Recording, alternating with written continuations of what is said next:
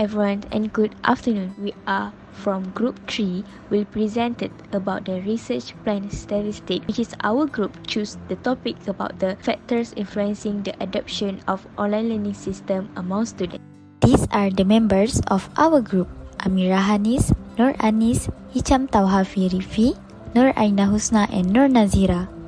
Let me know about ourselves. My name is Nur Aina Husna binti Muhammad Sufi, mathematics number 28895. So I will present about the problem identification. So the first one is the low internet connection. As we guys know, for the now situation, which is we need to study online rather than a physical classes because of the movement control order. So this is one of the causes, which is low internet connection. The student have to spend a lot to buy a powerful internet data that learning can take place without online interaction. So this it make causes for a student a lot, such as they need to have a device such as handphone, laptop during the learning online process. So we move to the next slide, which is the second point that we found it for this problem identification, which is the low adoption of learning online system. So the lack of supervision of learning is also a causes of the lack of online learning. That we guys know, students will be more independent rather than guidance from our lecturer, our classmates. So it will be hard for us to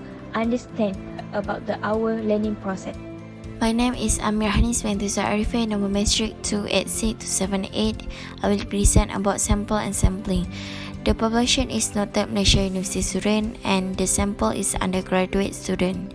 Next is sampling. They have 4 types of probability sampling methodologies, which are sample random sampling, classified random sampling, cluster sampling, and systematic sampling. Let's take one example for sample random sampling. Collecting feedback from undergraduate students about adoption online learning system process. All 1,000 students could be part of this sample.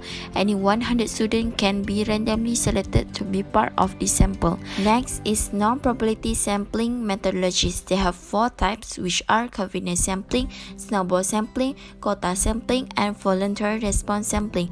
Let's take one example for voluntary response sampling. The question from Google Form asks, is your area a stable internet connections? Only yes answer from responder will be included, and other than that will be excluded. Hello everyone, my name is Hicham Tauhafi Rifi, matric number 2836662. I will be the presenter of this part of the variables. So before setting the list of variables, we should mention that the variables allow researcher to measure and define and categorize the sampling unit, which is the concept of the topic we are studying. Moreover, strong understanding of variables and how they may have unintended or in other words unplanned influences on research can be important in our work. Let's take a look at the second part. So according to our research, which is the factors influencing online learning system among students, we have settled a number of variables and classified them according to measurement scales. It allows us to know the low adoption of online learning system among students. Okay, as you can see, we have 4 categories of variables. First one is the ordinal, which has the different schools of study and the gender of UUM students, as well as the interval ones include the learning system quality and the facilitating conditions. And in terms of ordinal variables, we have height of UUM students, weight of UUM students, and the last one is the ratio. The ratio includes students' awareness, ages of undergraduate students, semester taken by students, and students' matric number as well. My name is Nur Nazira binti Naza and my metric number is 284631. For data collection based on research, we will use primary data for an educational survey. For explanation, primary data is obtained and collected from the original source of the data. While conducting an educational survey, the objective of the survey and the sample population must be identified first. This will determine the most appropriate source of data collection. Offline survey would be more suitable for residents living in remote areas without internet access than online surveys. Next, we choose survey as alternative to collect data, so we will do a survey by Google Form to get information about the problem faced by undergraduate UUM students on online learning systems. Hello everyone, my name is Nuranis binti Abdulhaq. My matrix number is 288905. First of all, I would like to present about the pro and cons of our survey. The pro is great for gathering qualitative feedback. Often the only way to gather important qualitative feedback from undergraduate UUM students is by using a questionnaire.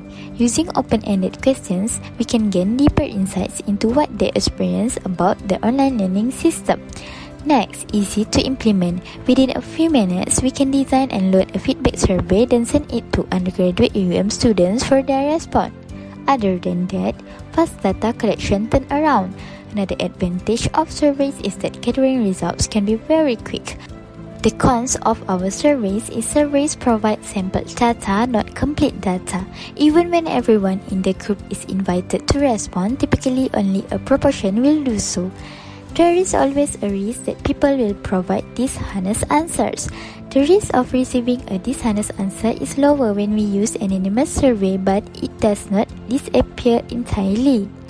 Survey struggles to convey emotions with the achievable results. A survey does not do a good job of capturing a person's emotional response to the questions, then counter. The only way to gather this information is to have in-person interview with every respondent. That's all from our group. Thank you.